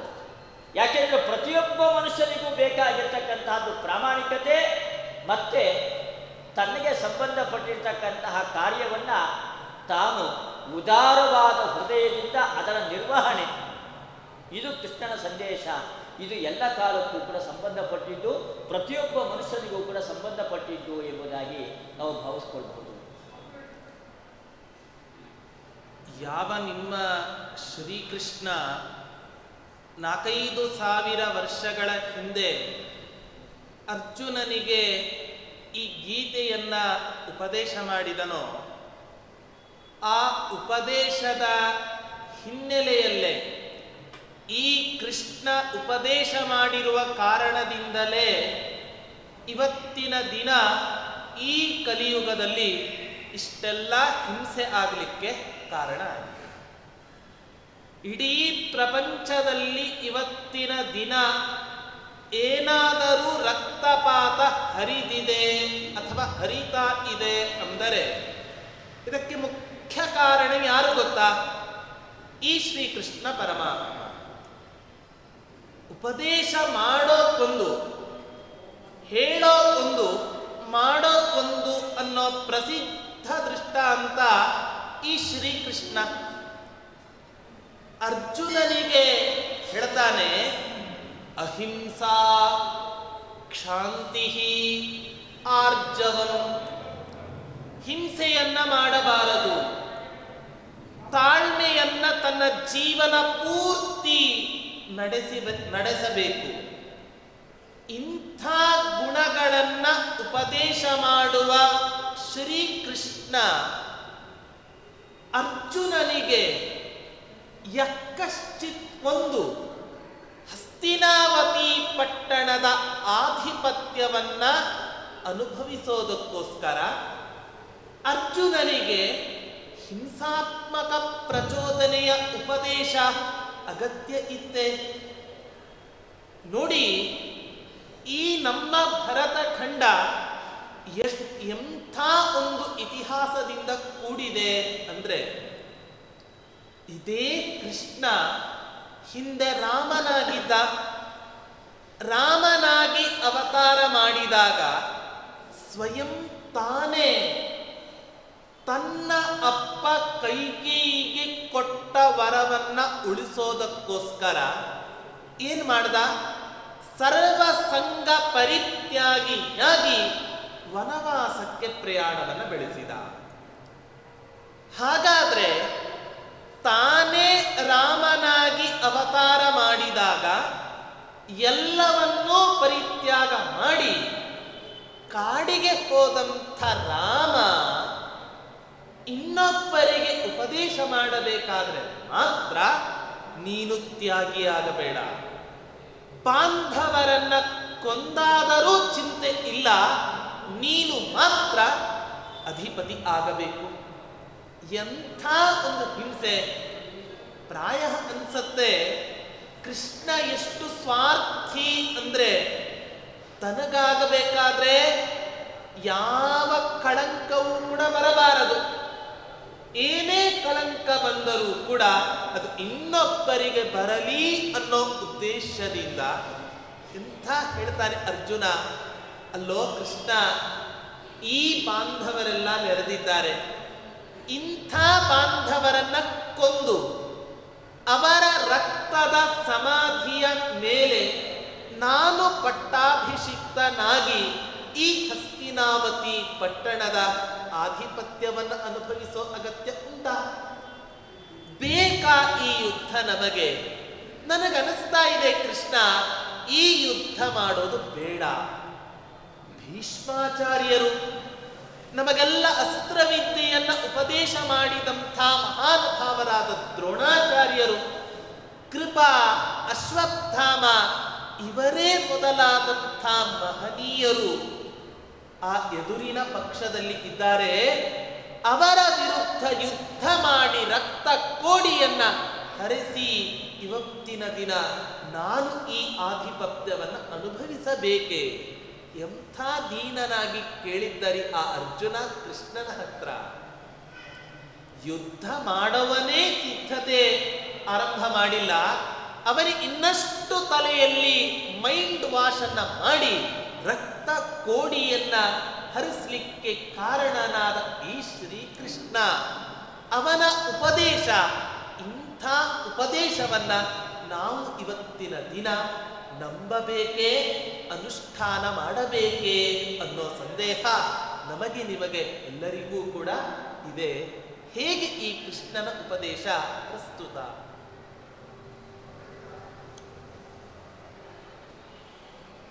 ಕೃಷ್ಣ ತಸ್ಮಾದ್ ಯುದ್ಧಸ್ವ ಭಾರತ, ಪದೇ ಪದೇ ಅದನ್ನ ತಾನು ಹೇಳ್ತಾನೆ. ಅರ್ಜುನ ಯುದ್ಧ ಮಾಡುವುದು. ಕೃಷ್ಣ ತಾನು ಮೊದಲು ಶಾಂತಿ ದೂತನಾಗಿ ದುರ್ಯೋಧನನ ಆಸ್ಥಾನಕ್ಕೆ ತಾನೇ ಹೋದನು. ಯುದ್ಧ ಬೇಕು ಬೇಡ ಎಂಬುದಾಗಿ ದೊಡ್ಡ ಚರ್ಚೆ. ಯುದ್ಧ ಬೇಕು ಬೇಡ ಅಂತ ಚರ್ಚೆ ನಡೀತಿರ್ಬೇಕಾದ್ರೆ ಕೃಷ್ಣ ಸಂಧಾನವನ್ನು ನಡೆಸಲಿಕ್ಕೋಸ್ಕರವಾಗಿ ಅಲ್ಲಿಗೆ ಹೋದ. ಸಂಧಾನ ವಿಫಲವಾಯಿತು. ಸಂಧಾನ ವಿಫಲ ಆಗಿದ್ದಲ್ಲ, ಸಂಧಾನ ಆಗಲಿಲ್ಲ. ಕೃಷ್ಣನಿಗೆ ಜಯವೇ ದೊರಕಿತು. ಆ ಸಂಧಾನದ ಪ್ರಕ್ರಿಯೆಯಲ್ಲೂ ಕೂಡ ಕೃಷ್ಣನಿಗೆ ಜಯ ದೊರಕಿತು. ಯಾಕೆ? ನಾವು ಯಾವತ್ತೂ ಕೂಡ ನಮ್ಮ ವೈದ್ಯಕೀಯ ಚಿಕಿತ್ಸೆ, ಶಸ್ತ್ರಚಿಕಿತ್ಸೆ, ನಮಗೇನೋ ಒಂದು ದುರ್ಮಾಂಸ ಬೆಳೆದಿದೆ ದೇಹದ ಒಳಗಡೆ, ಅವಾಗ ಅದನ್ನು ಕತ್ತರಿಸಿ ಅದನ್ನು ಹೊರಗಡೆ ಹಾಕಲೇಬೇಕು. ಇಲ್ಲ ಅಂತಂದರೆ ಆ ದುರ್ಮಾಂಸ ಇಡೀ ದೇಹವನ್ನೇ ವ್ಯಾಪಿಸ್ಕೊಂಡು ಬಿಡುತ್ತೆ. ಆದ್ದರಿಂದ ದೇಹದಲ್ಲಿ ಬೆಳೆದಿರ್ತಕ್ಕಂತಹ ರೋಗ, ದುರ್ಮಾಂಸ ಅದನ್ನು ಕತ್ತರಿಸಿ ಹೊರಗೆ ಹಾಕ್ತಕ್ಕಂಥದ್ದು ಅನಿವಾರ್ಯ. ಡಯಾಬಿಟಿಸ್ ಗ್ಯಾಂಗ್ರೀನ್ ಆಗಿದೆ ಅಂತ ಕಾಲೇ ಶುರು ಮಾಡೋದು, ಅದು ಅನಿವಾರ್ಯ. ಇಲ್ಲ ಅಂತ ಇಡೀ ದೇಹವನ್ನೇ ವ್ಯಾಪಿಸ್ಕೊಂಡು ಬಿಡುತ್ತೆ ಎಂಬುದಾಗಿ. ಹಾಗೆ ಅವತ್ತಿನ ಕಾಲದಲ್ಲೂ ಕೂಡ ದುರ್ಯೋಧನಾದಿಗಳ ಆಡಳಿತ, ಅತಿ ದುಷ್ಟತೆ ಅವರಲ್ಲಿ ಜಾಸ್ತಿಯಾಗಿತ್ತು. ಅದೆಷ್ಟು ಜಾಸ್ತಿ ಆಗಿತ್ತು ಅಂತ ಹೇಳಿದ್ರೆ, ಅವತ್ತು ದುರ್ಯೋಧನನನ್ನ ಹಾಗೆ ಕೈ ಬಿಟ್ಟಿದ್ರೆ ಇಡೀ ಎಲ್ಲ ರಾಷ್ಟ್ರಗಳನ್ನು ಕೂಡ ತಾನೇ ವ್ಯಾಪಿಸಿಕೊಂಡು ಬಿಡ್ತಿದ್ದ ಅವನು. ಅಲ್ಲಿ ತಾನು ದುರ್ಯೋಧನ ಅವತ್ತು ನೋಡ್ರಿ 11 ಅಕ್ಷೋಹಿಣಿ ಸೈನ್ಯ ದುರ್ಯೋಧನ ಕಡೆಗೆ ಇದ್ದಿತ್ತು. ಆದರೆ ಪಾಂಡವರ ಕಡೆಗೆ ಇದ್ದಿದ್ದು ಕೇವಲ 7 ಅಕ್ಷೋಹಿಣಿ ಸೈನ್ಯ. ನಾವು ಯಾವತ್ತೂ ಕೂಡ ಮಹಾಭಾರತವನ್ನು ಹೇಳೋದುಂಟು. ಆಚಾರ್ಯರು ಮಹಾಭಾರತವನ್ನು ಭಾರತಂ ಎಂಬುದಾಗಿ ಹೇಳ್ತಾರೆ. ಮಹಾಭಾರತ ಅಂತ ಅನ್ನೋದು ಅದು ಅವಾಗಲೇ ಕೇಳಿದ್ರಲ್ಲ, ಪ್ರಸ್ತುತನ ಎಂಬುದಾಗಿ ಗೀತೆಯ ಸಂದೇಶ. ಇದು ಸದ್ಗುಣ ಮತ್ತು ದುರ್ಗುಣಗಳ ಮಧ್ಯೆ ನಡೀತಕ್ಕಂತಹ ಯುದ್ಧ. ಪಾಂಡವರು ಅಂತ ಹೇಳಿದರೆ ಜ್ಞಾನ, ಧರ್ಮ, ಶೀಲ ಇದೆಲ್ಲದರ ಸಂಕೇತ, ಎಲ್ಲ ಒಳ್ಳೆಯ ಗುಣಗಳ ಸಂಕೇತ ಪಾಂಡವರು, ಎಲ್ಲ ದುರ್ಗುಣಗಳ ಸಂಕೇತ ಕೌರವರು, ದುರ್ಯೋಧನ. ಆದ್ದರಿಂದ ಅವತ್ತು ನಡೆದಿರ್ತಕ್ಕಂತಹ ಯುದ್ಧ ಅದು ಇವತ್ತಿಗೂ ಕೂಡ ನಮ್ಮ ಮನಸ್ಸಿನಲ್ಲಿ ನಡೆಯತಕ್ಕಂತಹ ಯುದ್ಧ. ಅದೇ ಯುದ್ಧ. ಇವತ್ತು ಏಕಾದಶಿ ಉಪವಾಸ ಮಾಡಲು ಅಥವಾ ಪಕ್ಕದ ಮನೆಯಿಂದ ಘಮ ಘಮ ಒಳ್ಳೆ ಪರಿಮಳ ಬರ್ತಾ ಇದೆ, ನಾನು ಅವ್ರ ಮನೆಗೆ ಹೋಗಿ ತಿಂಡಿ ತಿನ್ಬಿಡ್ಲೋ ಎಂಬುದು. ನಮ್ಮನೇಲಿ ನಮ್ಮಮ್ಮ ಕೊಡದೇ ಇದ್ರೂ ಪರವಾಗಿಲ್ಲ, ನಮ್ಮಮ್ಮ ಮಾಡದೇ ಇದ್ರೂ ಪರವಾಗಿಲ್ಲ. ಪಕ್ಕದ ಮನೆಯಿಂದ ಅಂತೂ ಒಳ್ಳೆ ಘಮ ಘಮ ಪರಿಮಳ ಬರ್ತಾ ಇದೆ, ನಾನು ಹೋದ್ರೆ ಕೊಡೋದಿಲ್ಲ ಅಂತನ್ನಲ್ಲ, ಅದರಿಂದ ಅಲ್ಲಿಗೆ ಹೋಗಿ ತಿನ್ಕೊಂಡ್ಬಿಡ್ಲ. ಅಥವಾ ಮನೆಯಲ್ಲಿ ಅಪ್ಪ ಅಮ್ಮ ಅಣ್ಣ ಎಲ್ಲ ಉಪವಾಸ ಮಾಡ್ತಾ ಇದ್ದಾರೆ, ನಾನು ಉಪವಾಸ ಮಾಡಲು. ಇದೊಂದು ಮಾನಸಿಕವಾದ ಸಂಘರ್ಷ, ಸದ್ಗುಣ ದುರ್ಗುಣಗಳ ಮಧ್ಯೆ ನಡೀತಕ್ಕಂತಹ ಯುದ್ಧ. ಈ ಯುದ್ಧ ಎಲ್ಲರ ಮನಸ್ಸಿನಲ್ಲೂ ಯಾವಾಗಲೂ ನಡೀತಾ ಇರುತ್ತೆ. ಹಿಂಸೆಗೆ ಕೃಷ್ಣ ಪ್ರಚೋದನೆ ಕೊಟ್ಟ ಎಂಬುದಾಗಿ. ಹಿಂಸೆಗೆ ಪ್ರಚೋದನೆ ಕೊಡೋದು ಅದು ಅನಿವಾರ್ಯ. ಕೃಷ್ಣನ ಸ್ಥಾನ ಯಾವುದು ಅಂತ ಹೇಳಿದರೆ, ಒಬ್ಬ ಕೋರ್ಟಲ್ಲಿರ್ತಕ್ಕಂತಹ ಜಡ್ಜು ಅವನ ನ್ಯಾಯಾಧೀಶ ಎರಡು ಕಡೆಯ ವಾದವನ್ನು ಕೂಡ ಕೇಳ್ತಾನೆ. ಎರಡು ಕಡೆಯ ವಾದವನ್ನು ಕೂಡ ಕೇಳಿ ಯಾರ ಅಪರಾಧಿ ಅಂತ ನಿರ್ಣಯ ಮಾಡ್ತಾನೆ. ಅಪರಾಧಿಗೆ ಶಿಕ್ಷೆಯನ್ನು ಕೊಡಲೇಬೇಕು. ಯಾವಾಗ ಅಪರಾಧಿಗೆ ಶಿಕ್ಷೆ ಇಲ್ಲ, ಆವಾಗ ಲೋಕದಲ್ಲಿ ಎಲ್ಲ ಕಡೆಯಲ್ಲೂ ಕೂಡ ಅನ್ಯಾಯ, ಭ್ರಷ್ಟಾಚಾರಗಳೇ ಜಾಸ್ತಿ ಆಗಬೇಕು. ಯಾಕೆ ಅಂದರೆ ಯಾರಿಗೂ ಶಿಕ್ಷೆ ಇಲ್ಲ. ಒಂದು ಕಠಿಣವಾಗಿರ್ತಕ್ಕಂತಹ ಕಾನೂನು ಬೇಕು, ಮತ್ತೆ ಆ ಕಾನೂನಿನ ದೇಶದಲ್ಲಿ ಅದರ ಬಗ್ಗೆ ಜಾಗೃತಿ ಜನರುಗಳಿಗೆ ಇರಬೇಕು. ಆ ಜಾಗೃತಿ ಇದ್ದಾಗ ಅವರು ಅನ್ಯಾಯವನ್ನು ಮಾಡೋದು. ಯಾವಾಗ ಶಿಕ್ಷೆ ಇಲ್ಲ, ಆವಾಗ ಅಪರಾಧಿಗಳ ಸಂಖ್ಯೆನೇ ಜಾಸ್ತಿ ಆಗಿಬಿಡುತ್ತೆ. ಯಾವಾಗ ಶಿಕ್ಷೆ ಇದೆ, ಆವಾಗ ಮನುಷ್ಯ ಪಾಪ ಕೆಲಸವನ್ನು ಮಾಡಲಿಕ್ಕೆ ಹೆದರ್ತಾನೆ. ಆದರೆ ನ್ಯಾಯಾಧೀಶನಾಗುವನು ಶಿಕ್ಷೆಯನ್ನು ಕೊಡೋದು ಅನಿವಾರ್ಯ. ದೇಶದಲ್ಲಿ ಒಂದು ಹಿತದೃಷ್ಟಿ, ಸಾಮಾಜಿಕವಾದ ಆರೋಗ್ಯಕರವಾಗಿರ್ತಕ್ಕಂತಹ ಸ್ಥಿತಿ ಇರಬೇಕಾದ್ರೆ ಕಾನೂನು, ಶಿಕ್ಷೆ ಇವೆಲ್ಲವೂ ಕೂಡ ಅನಿವಾರ್ಯ. ಹಾಗೆ ಅವತ್ತು ಈ ಯುದ್ಧ ಅಂತನ್ನೋದು ಅನಿವಾರ್ಯ ಆಗಿತ್ತು. ಮಹಾಭಾರತದಲ್ಲಿ ಮೊದಲನೇ ಅಧ್ಯಾಯದಲ್ಲೇನೆ ಒಂದು ಮಾತು ಬರುತ್ತೆ, ಧಾರ್ತರಾಷ್ಟ್ರಸ್ಯ ದುರ್ಬುದ್ಧೇ ಯುದ್ಧೇ ಪ್ರಿಯ ಚಿಕೀರ್ಷವಃ ಎಂಬುದಾಗಿ. ಯುದ್ಧರಂಗದಲ್ಲಿ ಯಾರ್ಯಾರು ಇದ್ದಾರೆ ಎಂಬುದಾಗಿ, ಎಷ್ಟೆಷ್ಟು ಜನ ಸೇರಿದ್ದಾರೆ. ನಾನು ಆಗಲೇ ಹೇಳಿದೆ, ಕೌರವರ ಕಡೆಗೆ 11 ಅಕ್ಷೌಹಿಣಿ ಸೇನೆ. ಯಾರು ದುರ್ಗುಣಗಳ ಸಂಕೇತ ಆಗಿದ್ದಾನೆ, ದುರ್ಯೋಧನ, ದುಶ್ಯಾಸನ, ಶಕುನಿ, ಕರ್ಣ ಎಲ್ಲ ದುರ್ಗುಣಗಳ ಸಂಕೇತ. ಅವರ ಕಡೆಗೆ ಇರ್ತಕ್ಕಂಥದ್ದು 11 ಅಕ್ಷೌಹಿಣಿ ಸೇನೆ. ಆದರೆ ಯಾರು ಧರ್ಮ, ಜ್ಞಾನ, ಶೀಲ, ತತ್ವಜ್ಞಾನ ಅವುಗಳ ಸಂಕೇತ, ಸದ್ಗುಣಗಳ ಸಂಕೇತ ಆಗಿದ್ದಾರೆ, ಅವ್ರ ಕಡೆಗಿರೋದು ಕೇವಲ 7 ಅಕ್ಷೌಹಿಣಿ ಸೇನೆ. ಹಂಗಾರೆ ಅವತ್ತಿನ ಕಾಲದಲ್ಲಿ ದುರ್ಜನರ ಸಂಖ್ಯೆ ಜಾಸ್ತಿಯಾಗಿತ್ತು. ಧಾರ್ತರಾಷ್ಟ್ರಸ್ಯ ದುರ್ಬುದ್ಧೇ ಯುದ್ಧೇ ಪ್ರಿಯ ಚಿಕೀರ್ಷವಃ ಅಥವಾ ಯುದ್ಧೇ ಅಪ್ರಿಯ ಚಿಕೀರ್ಷವಃ. ಅದು ಯಾಕೆ ಅಂತಂದರೆ, ಅವನು ವ್ಯಾಸರು ಬಾಯ್ಬಿಟ್ಟು ಹೇಳ್ತಾ ಇದ್ದಾರೆ, ಧಾರ್ತರಾಷ್ಟ್ರಸ್ಯ ದುರ್ಬುದ್ಧೇ ಎಂಬುದಾಗಿ. ದುಷ್ಟ ಬುದ್ಧಿ ಉಳ್ಳವರಂತೆ ಯಾರು ಧೃತರಾಷ್ಟ್ರನ ಮಕ್ಕಳುಗಳು, ದುರ್ಯೋಧನ, ದುಶ್ಯಾಸನ ಎಲ್ಲ ದುರ್ಬುದ್ಧೇ. ಆ ದುರ್ಬುದ್ಧಿ ಇರೋರು ಅವರಿಗೆ ಪ್ರಿಯ ಆಗಬೇಕು ಅಂತ ಬಂದಿದ್ದಾರೆ. ರಾಜಕಾರಣಿಗಳಿಗೆ ಸಂತೋಷ ಪಡಿಸಬೇಕು ಎಂಬುದಾಗಿ ಎಲ್ಲ ರೋಡಿಗಳು ಗೂಂಡಾಗಳು ಎಲ್ಲ ಒಂದಾಗ್ತಾರೆ. ಯಾಕೊಂದಾಗೋದು? ರಾಜಕಾರಣಿಗಳನ್ನ ಸಂತೋಷ ಪಡಿಸಿದ್ರೆ ನಮಗೂ ದುಡ್ಡು ಅಧಿಕಾರ ಅದು ಇದು ದೊರೆಯುತ್ತೆ ಎಂಬುದಾಗಿ. ಹಾಗೆ ದುರ್ಬುದ್ಧಿಯಾಗಿರ್ತಕ್ಕಂತಹ ದುರ್ಯೋಧನ ದುಶ್ಯಾಸನ ಅವರಿಗೆ ಪ್ರಿಯ ಚಿಕೀರ್ಷವ, ಅವರಿಗೆ ಸಂತೋಷ ಉಂಟು ಮಾಡಬೇಕು ಅಂತ ಯುದ್ಧರಂಗಕ್ಕೆ ಬಂದು ಸೇರಿದ್ದಾರಂತೆ. ಇನ್ನೊಂದು ಅಭಿಪ್ರಾಯ, ಯುದ್ಧೇ ಅಪ್ರಿಯ ಚಿಕೀರ್ಷವ, ಈ ದುರ್ಯೋಧನ ಮಹಾದುಷ್ಟ, ನನಗೇನೋ ಪಾಂಡವರ ವಿರುದ್ಧವಾಗಿ ಯುದ್ಧ ಮಾಡಲಿಕ್ಕೆ ನನಗಿಷ್ಟ ಇಲ್ಲ, ಆದರೆ ನಾನು ನಾಳೆ ಯುದ್ಧಕ್ಕೆ ಬರದೇ ಇದ್ರೆ ದುರ್ಯೋಧನ ನನ್ನ ಜೀವಂತ ಉಳಿಸೋದಿಲ್ಲ. ಈ ದುರ್ಯೋಧನ ದುರ್ಬುದ್ಧಿ, ಅವನು ನನ್ನ ಜೀವಂತ ಉಳಿಸೋದಿಲ್ಲ, ಅವನು ಕೊಂದೇ ಬಿಡ್ತಾನೆ. ಅದಕ್ಕೆ ಏನಾದರೂ ಆಗಿ ಯುದ್ಧರಂಗದಲ್ಲೇ ಸಾಯೋದು.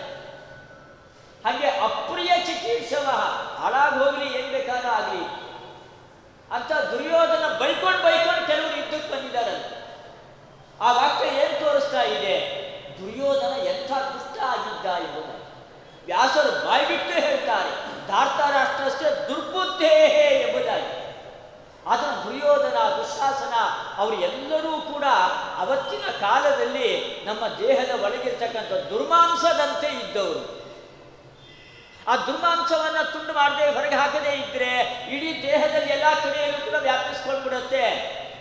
ಅದೇ ರೀತಿಯಾಗಿ ದುರ್ಯೋಧನ ದುಶ್ಯಾಸನ ಅವರನ್ನ ಸಂಹಾರ ಮಾಡದೇ ಇದ್ರೆ ಇಡೀ ದೇಶದಲ್ಲಿ ಎಲ್ಲ ಕಡೆಯಲ್ಲೂ ಕೂಡ ಅವರ ಉಪಟಳ, ಅವರ ಹಾವಳಿ ಅದೇ ಜಾಸ್ತಿ ಆಗಿಬಿಡುತ್ತೆ. ಆದ್ರಿಂದ ಅವತ್ತಿನ ಕಾಲಕ್ಕೆ ಇದು ಯುದ್ಧ ಅನಿವಾರ್ಯ ಆಗಿತ್ತು. ಮತ್ತೆ ರಕ್ತದ ಪ್ರವಾಹವನ್ನ ಹರಿಸೋದು ಅಂತ ಹೇಳಿದ್ರಲ್ಲ, ಅವತ್ತಿನ ಯುದ್ಧರಂಗದಲ್ಲಿ ರಕ್ತದ ಪ್ರವಾಹ ಹರಿದಿದ್ದು ನಿಜ. ಆದರೆ ಆಮೇಲೆ ಶಾಂತಿ, ನೆಮ್ಮದಿ, ಧರ್ಮದ ಸ್ಥಾಪನೆ ಆಯಿತೋ ಇಲ್ಲೋ? ಆದರೆ ಎಲ್ಲ ಧರ್ಮದ ಸ್ಥಾಪನೆಗೋಸ್ಕರವಾಗಿ ಯುದ್ಧ. ಪರಿತ್ರಾಣಾಯ ಸಾಧೂನಾ ವಿನಾಶಾಯ ಚ ದುಷ್ಕೃತ ಧರ್ಮ ಸಂಸ್ಥಾಪನಾರ್ಥಾಯ. ಕೃಷ್ಣನ ಉದ್ದೇಶವೇ ಅದು. ನೋಡ್ರಿ, ರಾಮಾವತಾರ ಕಾಲದಲ್ಲಿ ತಂದೆಯ ಮಾತಿಗೆ ಜೋತು ಬಿದ್ದು ಕೂಡಲೇ ತಾನು ರಾಜ್ಯವನ್ನ ಪರಿತ್ಯಾಗ ಮಾಡಿ ಕಾಡಿಗೆ ಹೋದ ಎಂಬುದ. ರಾಮ ಕಾಡಿಗೆ ಹೋಗಿದ್ದು ಕೂಡ ರಕ್ತದ ಕೋಡಿ ಹರಿಸಲಿಕ್ಕೆ, ಅಲ್ಲೇನು ಶಾಂತಿಗೋಸ್ಕರವಾಗಿ ಹೋಗಿದ್ದಲ್ಲ. ಯಾಕೆ ಅಂತೇಳಿದ್ರೆ ಇಷ್ಟೇ ವ್ಯತ್ಯಾಸ. ಇವತ್ತು ದೇಶದಲ್ಲಿ ಟೆರರಿಸ್ಟ್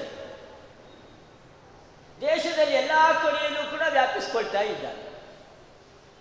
ಎಲ್ಲ ಕಡೆಯಲ್ಲೂ ವ್ಯಾಪಿಸ್ಕೊಳ್ತಾ ಇದ್ದಾರೆ. ಅದರಿಂದಾಗಿ ಎಲ್ಲ ಕಡೆಯಲ್ಲೂ ಕೂಡ ಹಿಂಸಾಚಾರ ಆಗ್ತಾ ಇದೆ.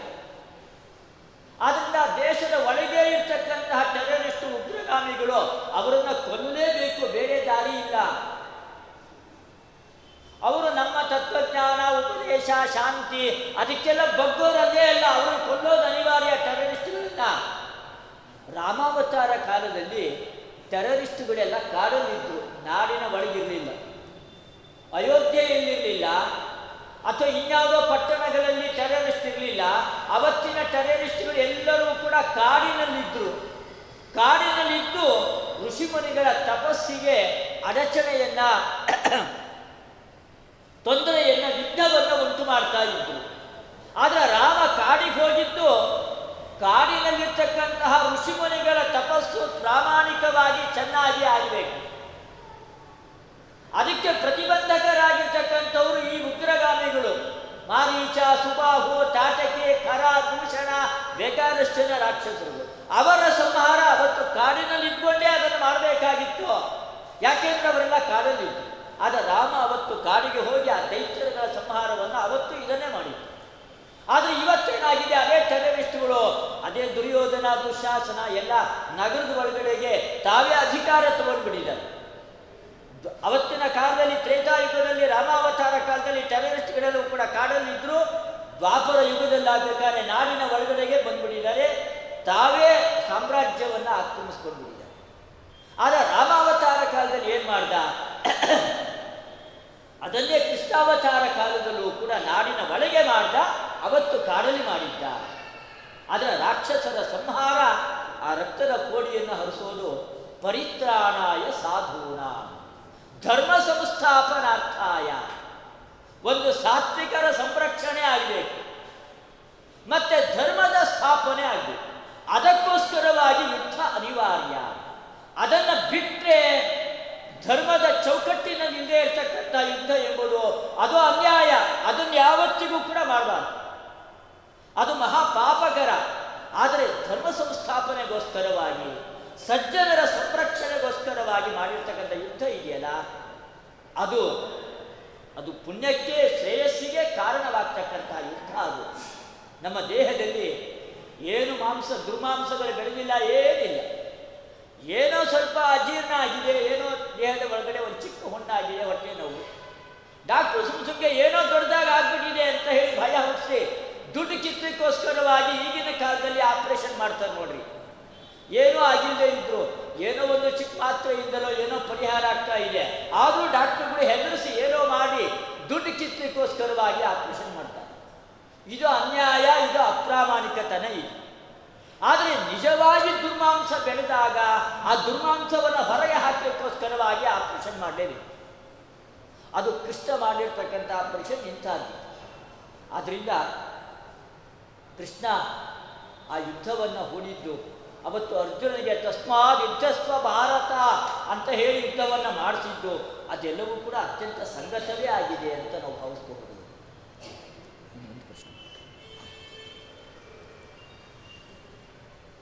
ಈ ನಿಮ್ಮ ಕೃಷ್ಣ ಉಪದೇಶ ಮಾಡ್ತಾ ಮಾಡ್ತಾ ಪ್ರಾಯ ಅನ್ಸತ್ತೆ ಮಾವೋವಾದ ಸಿದ್ಧಾಂತದ ಉಗಮಕ್ಕೆ ಈ ಶ್ರೀಕೃಷ್ಣನೇ ಎಲ್ಲೋ ಪ್ರೇರಕನಾಗಿರಬೇಕು, ಅಥವಾ ಜೀತದಾಳು ಪದ್ಧತಿಗೆ ಈ ನಿಮ್ಮ ಶ್ರೀಕೃಷ್ಣನೇ ಪ್ರೇರಕ ಆಗಿರಬೇಕು. ಉಪದೇಶ ಮಾಡ್ತಾ ಅರ್ಜುನನಿಗೆ ಹೇಳ್ತಾನೆ, ಕರ್ಮಣ್ಣೇವಾಧಿಕಾರಸ್ತೆ. ಆ ಸಂಸ್ಕೃತ ಶ್ಲೋಕವನ್ನು ನೋಡಿದಾಗಲೇ ನಮಗನಿಸ್ಬೇಕು, ಕರ್ಮಣ್ಣೇವ ಅಧಿಕಾರಸ್ತೆ ನಮಗೆಲ್ಲಿ ಅಂತ ಹೇಳಿದ್ರೆ ಕರ್ಮದಲ್ಲಿ ಮಾತ್ರ, ಫಲ ಅವನಿಗೆ ಬಿಡು. ಮಾಡೋದು ಕರ್ಮ ಯಾರೋ ಪಾಪ ಉಪವಾಸ ಮಾಡಿಕೊಂಡು ಇನ್ನೇನೇನೋ ಕಷ್ಟಪಟ್ಕೊಂಡು ಮಾಡೋ ಕರ್ಮ ಎಲ್ಲ ಯಾರೋ ಜೀವಾತ್ಮ. ಫಲ ಕೊಡೋ ವಿಷಯದಲ್ಲಿ ಮಾತ್ರ ಅವನಿಗೆ ಬಿಟ್ಬಿಡು. ಇದೆಲ್ಲ ಯಾರು? ಮಾವೋವಾದಿಗಳೆಲ್ಲ ಹೇಳ್ತಕ್ಕಂಥ ಬರೀ ಕೆಲಸ ಮಾಡಿ ಸಂಬಳ ಕೊಡೋದರ ವಿಷಯದಲ್ಲಿ ನಮ್ಮ ಸ್ವಾತಂತ್ರ್ಯ, ಕೆಲಸ ಮಾಡೋದಷ್ಟೇ ನಿಮ್ಮದು ಅಂತ ಈ ಮಾವೋವಾದಿಗಳು ಏನು ಪ್ರತಿಪಾದನೆ ಮಾಡ್ತಾರೆ, ಇದಕ್ಕೆ ಪ್ರಾಯ ನಿಮ್ಮ ಕೃಷ್ಣನೇ ಪ್ರೇರಕನೇ. ನೋಡಿ, ಜೀತದಾಳು ಪದ್ಧತಿ ಇದೆ, ಇವತ್ತಿಗೂ ಜೀವಂತವಾಗಿದೆ ನಮ್ಮ ಈ ಭರತಖಂಡದಲ್ಲಿ. ದೊಡ್ಡ ದುರ್ದೈವ ಈ ಜೀತದಾಳು ಪದ್ಧತಿ ಏನು? ಎಲ್ಲ ಶ್ರೀಮಂತರು ಕೂಡ ಯಾರು ದರಿದ್ರರಾಗಿರ್ತಾರೋ, ಬಡವರಾಗಿರ್ತಾರೋ ತಮ್ಮಲ್ಲಿ ಕೆಲಸ ಮಾಡ್ಕೋತಾರೆ. 100 ರೂಪಾಯಿ ಸಂಬಳ ಕೊಡುವಂಥ ಕೆಲಸವನ್ನ ಮಾಡಿಸಿಕೊಂಡು ಎಷ್ಟು ಕೊಡ್ತಾ ಇದ್ದಾರೆ ಇವತ್ತಿನ ದಿನ? 1 ರೂಪಾಯಿನೋ, 5 ರೂಪಾಯಿನೋ, 10 ರೂಪಾಯಿನೋ, ಈ ತರಹ ಈ ಎಲ್ಲ ಜೀತದಾಳು ಪದ್ಧತಿ ಬರೀ ಅವರನ್ನ ಶೋಷಣೆ ಮಾಡುವಂಥ ಯಾವ ಒಂದು ಪ್ರವೃತ್ತಿ ಇವತ್ತಿನ ದಿನ ಈ ನಮ್ಮ ಪ್ರಪಂಚದಲ್ಲಿ ಬೆಳೆದಿದೆಯೋ, ಈ ಎಲ್ಲ ಬೆಳೆಯುವಿಕೆಗೆ ಮುಖ್ಯ ಕಾರಣ ಎಲ್ಲ ಶ್ರೀಮಂತರಿಗೆ, ಎಲ್ಲ ಮಾವೋವಾದಿ ಸಿದ್ಧಾಂತದ ಅನುಯಾಯಿಗಳಿಗೆ ಮುಖ್ಯ ಪ್ರೇರಕ ಅರ್ಥಾತ್ ನಾಸ್ತಿಕ್ಯವಾದದ ಪ್ರಚಾರಕ್ಕೆ ಈ ನಿಮ್ಮ ಕೃಷ್ಣನ ಮಾತೆ ಎಲ್ಲೋ ಪ್ರೇರಣೆ ಆಗಿದೆಯೋ ಏನೋ.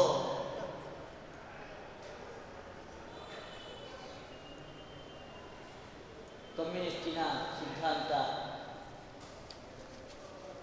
ಅದಕ್ಕೆ ಕೃಷ್ಣನೇ ಪ್ರೇರಕ. ಅವನಿಂದಲೇ ಆ ಕೃಷ್ಣನ ಕರ್ಮಣ್ಯೇವಾಧಿಕಾರಕ್ಕೆ ಮಾ ಫಲೇಶು ಕದಾಚನ, ಫಲಕಾಮನಾವನ್ನು ನಿಷೇಧ ಮಾಡಿ ಕರ್ಮದಲ್ಲಿ ಮಾತ್ರ ನಿನಗೆ ಅಧಿಕಾರ ಅಂತ ಕೃಷ್ಣ ಹೇಳಿದ್ದಾನೆ.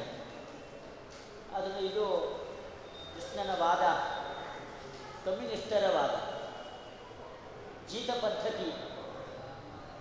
ಪದ್ಧತಿಯನ್ನು ಪ್ರತಿಯೊಬ್ಬ ಮನುಷ್ಯನೂ ಬೈತಾರೆ, ಬೈಲೇಬೇಕಾದದ್ದು. ಕೃಷ್ಣನ ಉಪದೇಶ ನೋಡಿದಾಗ ಜೀತ ಪದ್ಧತಿಯೇ ನಮಗೆ ಎದ್ದು ಕಾಣಿಸಿಕೊಳ್ಳುತ್ತೆ ಕೃಷ್ಣನ ವಾದದಲ್ಲಿ ಅಂತ ಭೀಮಸೇನಾಚಾರ್ಯ ಬುದ್ಧಲ್ ಅವರು ಪ್ರತಿಪಾದನೆ ಮಾಡ್ತಾ ಇದ್ದಾರೆ.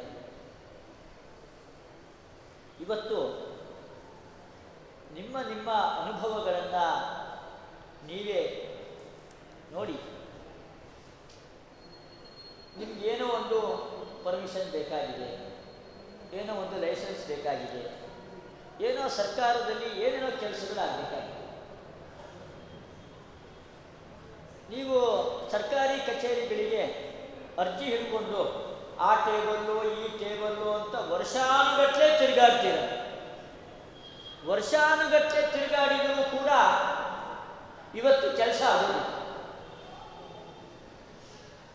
ಇವತ್ತು ಕಮ್ಯುನಿಸ್ಟ್ ಇಲ್ಲ, ಇವತ್ತಿರ್ತಕ್ಕಂತಹದ್ದು ಪ್ರಜಾಪ್ರಭುತ್ವ. ಆ ಪ್ರಜಾಪ್ರಭುತ್ವ ಇದ್ದರೂ ಕೂಡ ಇವತ್ತು ನಿಮಗೇನು ಕೆಲಸ ಆಗ್ತಾ ಇಲ್ಲ. ಎಷ್ಟೋ ಬಾರಿ ಹೋಗಿ ಬೇಕಾದಷ್ಟು ಲಂಚವನ್ನು ಕೊಡ್ತೀರಾ, ಆದರೂ ಕೆಲಸ ಆಗೋದಿಲ್ಲ. ಹೀಗೆ ಜಗತ್ತು ಇರೋದು ಹೇಗೆ? ನಾವು ಹೇಳ್ತೀವಲ್ಲ, ಹಿರಣ್ಯಾಕ್ಷ ಹಿರಣ್ಯಕಶಿಪು ಎಂಬುದು. ಹಾಗೆ ಎಲ್ಲ ವೇತನಾಕ್ಷರು, ಎಲ್ಲಿ ನೋಡಿದ್ರು ಮುಷ್ಕರಗಳು ಎಂಬುದು.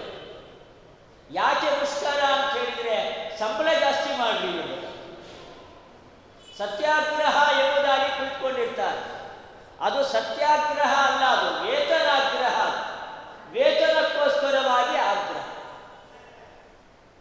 ಹೋಗ್ಲಿ, ಕೆಲಸ ಕಾರ್ಯಗಳಾದರೂ ನಡೆಯುತ್ತಾ? ಎಲ್ಲೂ ಕೆಲಸ ಮಾತ್ರ ಏನು ನಡೆಯೋದಿಲ್ಲ. ಬೆಳಗ್ಗೆ ಆಫೀಸ್ಗೆ ಹೋಗೋದೇ, ಆಫೀಸ್ ಓಪನ್ ಆಗೋದು 10 ಗಂಟೆಗೆ ಅಂತ ಆದರೆ ತಾನು ಅಲ್ಲಿ ಹೋಗಿ ತಲುಪೋದು ಅಷ್ಟೊತ್ತಿಗೆ 10:30, 10:45, 11 ಗಂಟೆ ಆಗಿರುತ್ತೆ. 11 ಗಂಟೆ ಆಗತ್ತೆ ಹೋಗಿ ಕುರ್ಚಿ ಮೇಲೆ ಕುಳಿತುಕೊಂಡು ಒಂದು ಆಕಳಿಕೆ ತೆಗೆದು ಏನೋ ಆ ಫೈಲು ಈ ಫೈಲು ತೆಗಿತಾನೆ. ಅಷ್ಟೊತ್ತಿಗೆ 11:15, 11:30 ಆಯಿತು. ಒಂದು ಚಿಕ್ಕದಾಗಿ ಒಂದು ಕಾಫಿ ಚಹಾ ಕುಡಿದು ಬರೋಣ ಅಂತ ಎದ್ದು ಹೊರಗಡೆ ಹೋಗೋದು.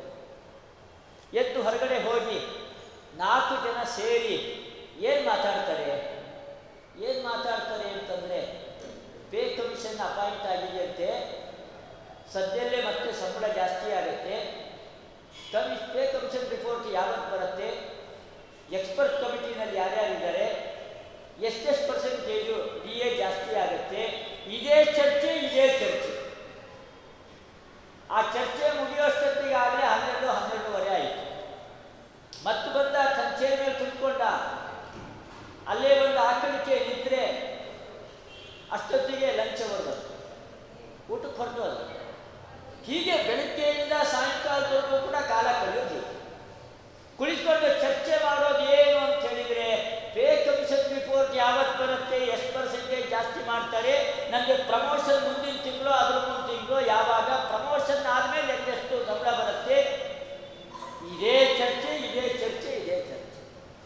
ಸಾಮಾನ್ಯ ಪ್ರಜೆಗಳ ಅವರು ಗೌರ್ಮೆಂಟಿನ ಆಫೀಸ್ಗೆ ಅರ್ಜಿ ಹಿಡ್ಕೊಂಡು ಅಲ್ದಾಡಿ ಕೆಲಸ ಆಗದೇನೆ ಎಷ್ಟು ಜನ ಒದ್ದಾಡೋದು. ಇದೆಲ್ಲ ಯಾಕೆ?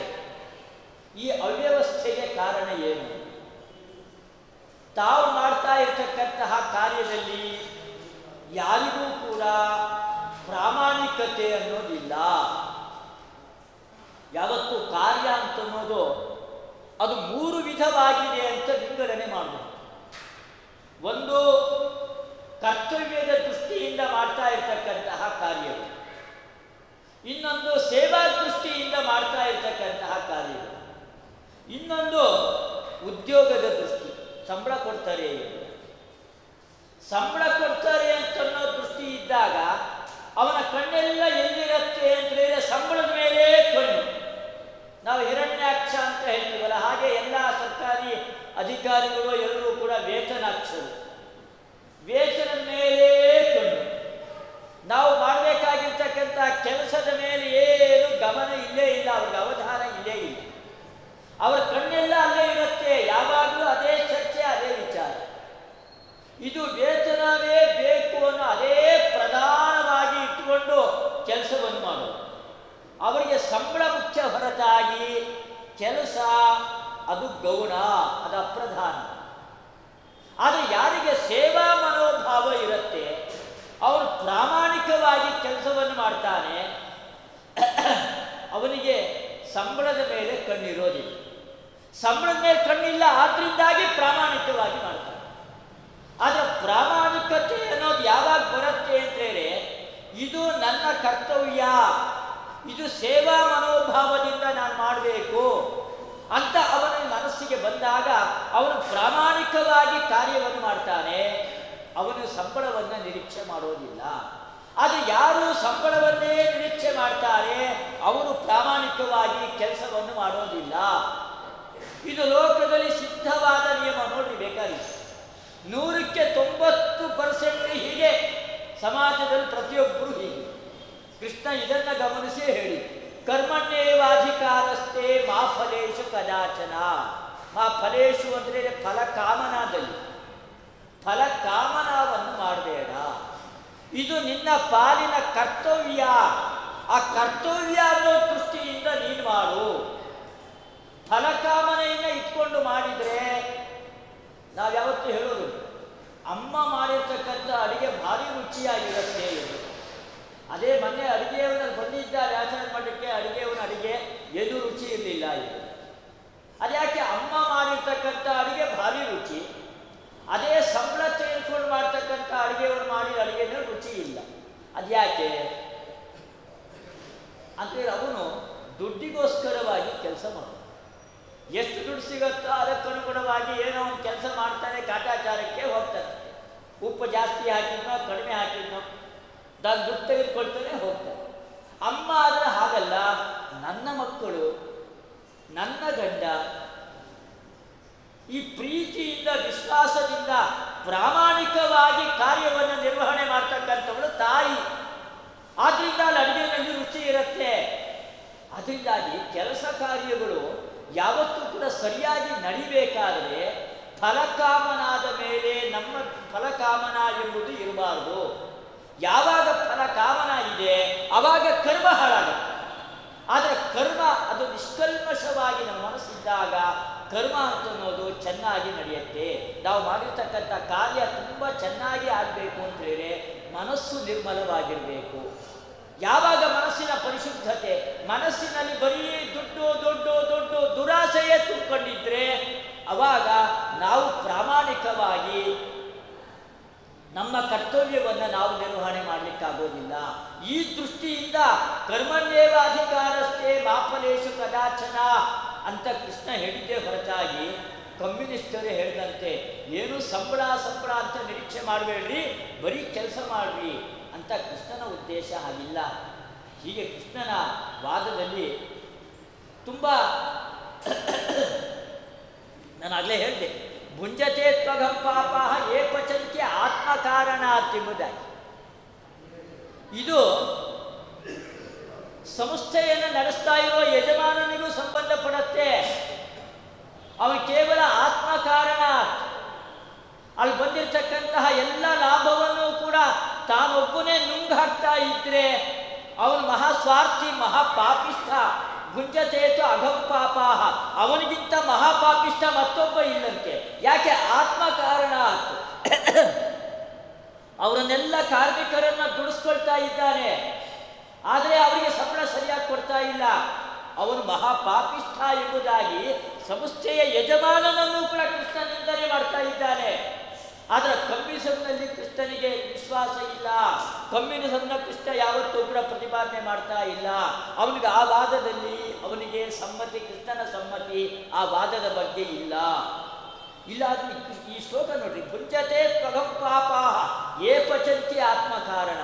ಅದರ ಸಂಸ್ಥೆಯ ಯಜಮಾನ 100 ಜನರಿಗೆ ಉದ್ಯೋಗವನ್ನು ಕೊಟ್ಟಿರ್ತಕ್ಕಂತಹ ಅವನು ಅವ್ರಿಗೆಲ್ಲರಿಗೂ ಕೂಡ ತಾನು ಸಂಪಾದನೆ ಮಾಡಿದ್ದನ್ನ ಎಲ್ಲರಿಗೂ ಹಂಚಬೇಕಂತ.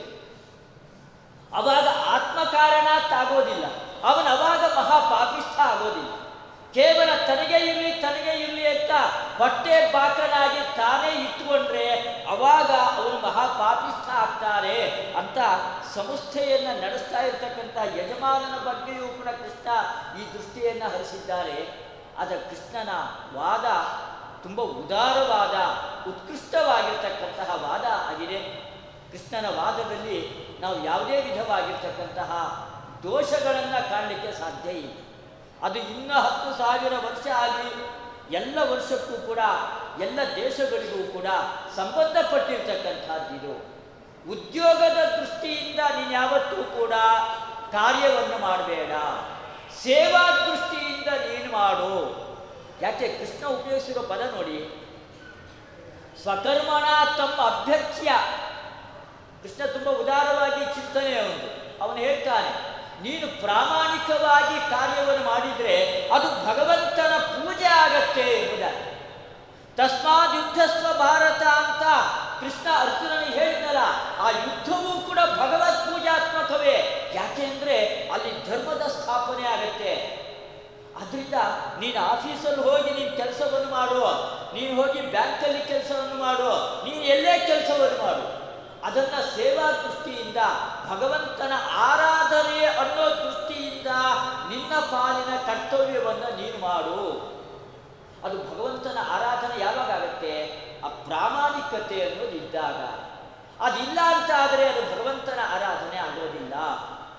ಹೀಗೆ ನಾವು ಮಾಡ್ತಿರ್ತಕ್ಕಂಥ ಎಲ್ಲ ಕಾರ್ಯಗಳನ್ನು ಕೂಡ ಅದು ಭಗವತ್ ಪೂಜಾತ್ಮಕವನ್ನಾಗಿ ಮಾಡಬಹುದು ಎಂಬುದಾಗಿ ಇಂತಹ ಉದಾರವಾದ ಚಿಂತನೆಯನ್ನ ನಾವು ಗೀತೆಯಲ್ಲಿ ನಾವು ಕಾಣಬಹುದು ಎಂಬುದಾಗಿ ತಿಳಿಸ್ತಾ ನಮ್ಮ ಈ ಒಂದು ಸಂವಾದ ಕಾರ್ಯಕ್ರಮವನ್ನು ಸಮಯದ ಮಿತಿಗೆ ಒಳಪಟ್ಟು ನಾವು ಕೃಷ್ಣಾರ್ಪಣ ವಸ್ತು ಅಂತ ಆ ಗುರುಗಳ ಒಳಗಡೆಗೆ ಅಂತರ್ಯಾಮಿಯಾದ ನಮ್ಮಿಬ್ಬರಿಗೂ ಕೂಡ ವಿದ್ಯಾದಾನವನ್ನು ಮಾಡಿದ ವೇದಾವರ ಶ್ರೀಪಾದಂಗಳವರು ಅವರ ಒಳಗಡೆ ಇರ್ತಕ್ಕಂಥ ಕೃಷ್ಣನಿಗೆ ಅರ್ಪಣೆ ಮಾಡಿ ಪರಮ ಪೂಜ್ಯ ವ್ಯಾಸರಾಜ ಮಠದ ವಿದ್ಯಾಶ್ರೀಷ ತೀರ್ಥ ಶ್ರೀಪಾದಂಗಳವರು ಅವರು ಇಷ್ಟು ದೊಡ್ಡ ಜ್ಞಾನ ಕಾರ್ಯವನ್ನು ಇಲ್ಲಿ ಹಮ್ಮಿಕೊಂಡು ನಮ್ಮಿಂದಲೂ ಕೂಡ ಈ ಸಂವಾದವನ್ನು ನಡೆಸಿದ್ದಾರೆ.